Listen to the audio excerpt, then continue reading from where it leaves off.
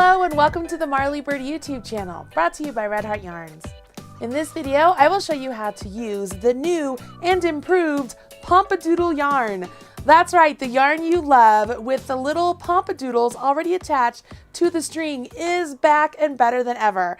The Doodles are now a little bit fluffier than before, and there's a little bit more string for us to work into because of the Doodles. In this lesson, I will show you how to crochet with the Doodle yarn. So grab your hook and yarn and we will get started.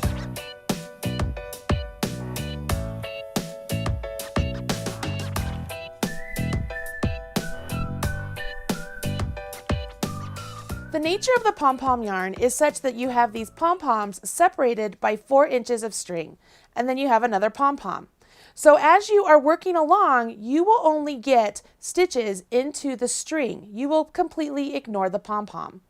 When we crochet, we will get 2 chains in between each pom-pom. As we single crochet, we will only get 1 stitch in between each pom-pom. To begin, you want to place your slip knot on the string between the first pom-pom and the next one, making sure it's as close to this first pom-pom as possible.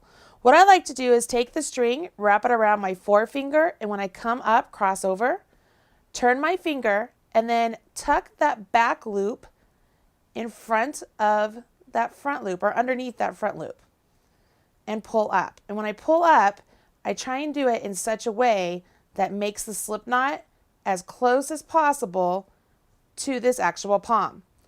Once you have the slip knot ready to go, we're going to place 2 chains between each section of pom-pom. I'm using a size J or 6mm hook today, but you will use a hook size that works best for you and allows you to get the number of chains or stitches you need between each pom-pom. Once you've placed the slip knot on your hook, you will go ahead and, completely ignoring the pom, work with the yarn between the pom. So you will work your chain stitches just using that string between the pom. Now I've got the pom right up next here. I will ignore it, come over here to the next length of yarn, yarn over, and work my chain stitch. Make sure I give myself a nice size loop, yarn over, work my next chain stitch, and you'll see that brought up the pom again. I will ignore that next pom, go to the next chain length or yarn length, and work a chain. Next yarn length and work a chain. And you would do this however long your project requires you to do the chain stitches. When you get to the length whatever you want, you can see what you've created here on the back of the poms is a series of chains. Can you see those chain stitches? Those chain stitches are what we are going to work into when we go back along, okay? In order for us to go up in turn, we're going to go ahead and do our chain 2. So here at the end, I will go ahead and I will work a chain 2 and turn. Now this is tricky and you have to be a little bit patient here. Working back along these chains, you will be placing a single crochet. The chains look like this. There's one, so on and so forth. When you place your single crochet, make sure you skip your first 2 chains that you did to get to the next row. So I will go into that one. Remember, I did 2 here, so I'm going to ignore that pom. I'm going to work to the next strand of yarn. I like to kind of hold the pom in place so I don't use it. You see, I'm kind of holding it with my fingers that I'm not using. Yarn over, pull up a loop, then yarn over and pull that through. See how that ate up all of that string between these 2 poms? So now all I need to do is hold this pom and find the next chain stitch and work my single crochet in there. It doesn't really matter if you go through the front loop or back loop or both loops. Just complete your single crochet using only the strand between the poms. Okay. You kind of have to hold your work in such a way that you can see everything. So I just worked a pom or my chain into that chain stitch right there with the white and go into the next. Let's go in there and work a single crochet.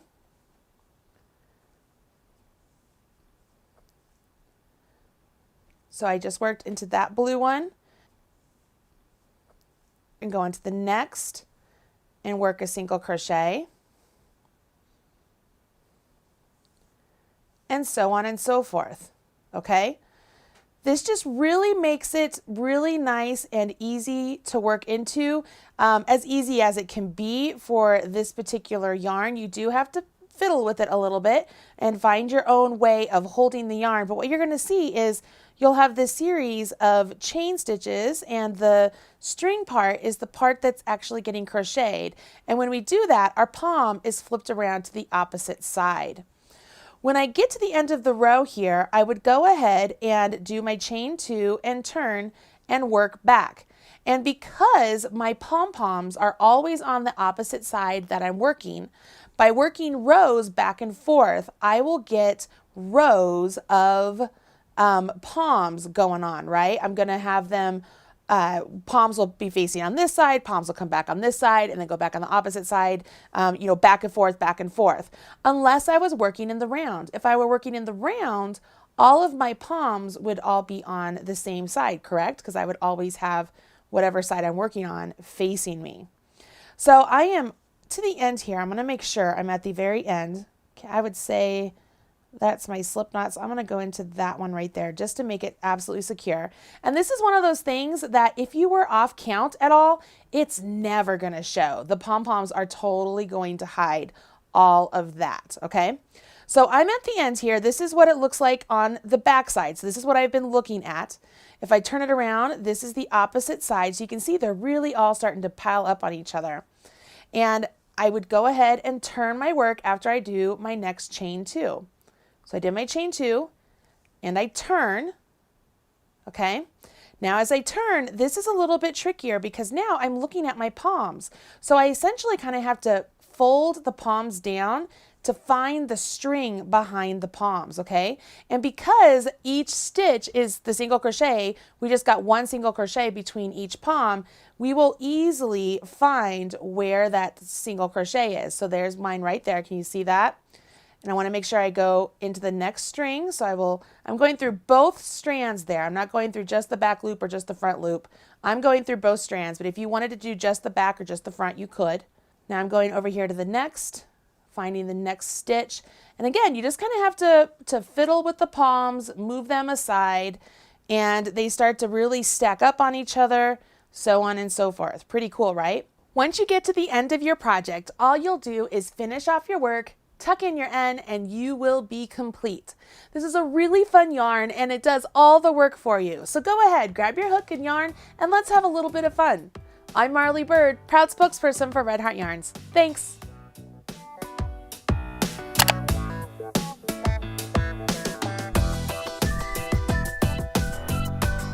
Everything you need to know about knitting or crochet can be found right here on the Marley Bird YouTube channel.